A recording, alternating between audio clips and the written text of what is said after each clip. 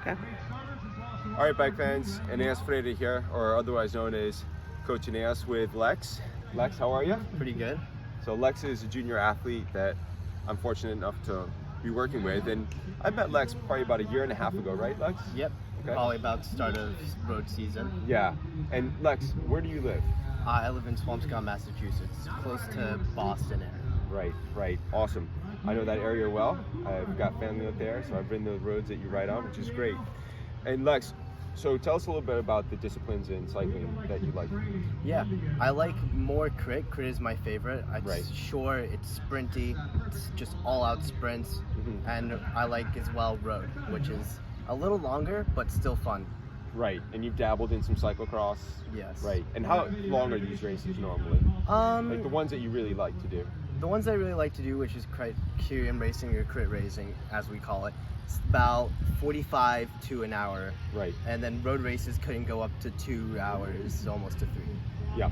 So when I met Lex, you were moving up to what? Were you 14 to 15? Yes. So still pretty young. And so one of the things that I noticed about Lex right away was just like his passion for the sport. And that's one of the most important things I look for with junior athletes. Like, you gotta want to do it, right? You gotta want to wake up. You gotta want to get on the bike. Like, it's not the coach's job or the parent's job to get you out there. And so, you know, Lex's enthusiasm and eagerness to get out there and to learn, to me, was like a really bright, bright light that was shining, right, when we met. So, you know, what kinds of rides do you like to do in training that are inspiring to you? I love sprints. That's what I like to do. I'm a really big sprinter. I put out a lot of wattage.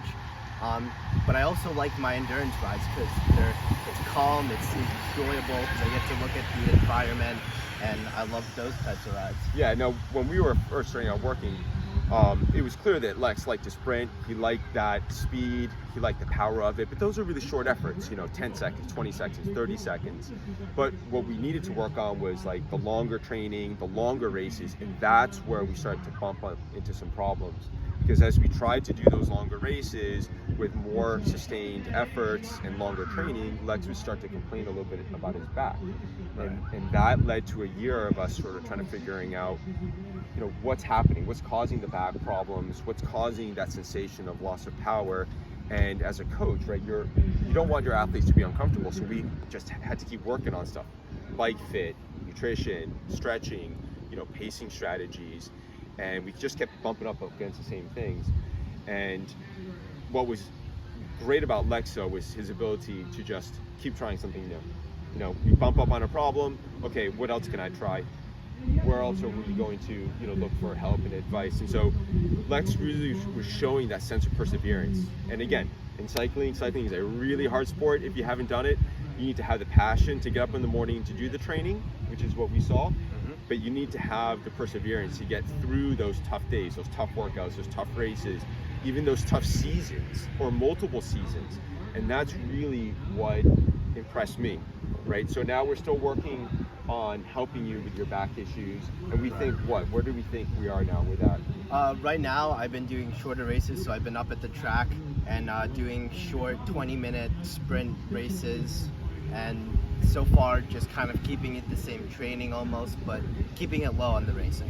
Right, we're doing that because we feel as if we have a potential physical issue that we want to address. And what are you finding that you may be suffering from that we want to talk about? I may be suffering something called Iliac Artery Stenosis, which is when your iliac artery pinches, like almost if you pinch a hose. When you pinch a hose, all the water doesn't come out. It's the same thing with my artery. When it pinches, there's no blood flow, and that makes me feel like I have dead legs, which is like can't push on the pedals or just feel weak in general.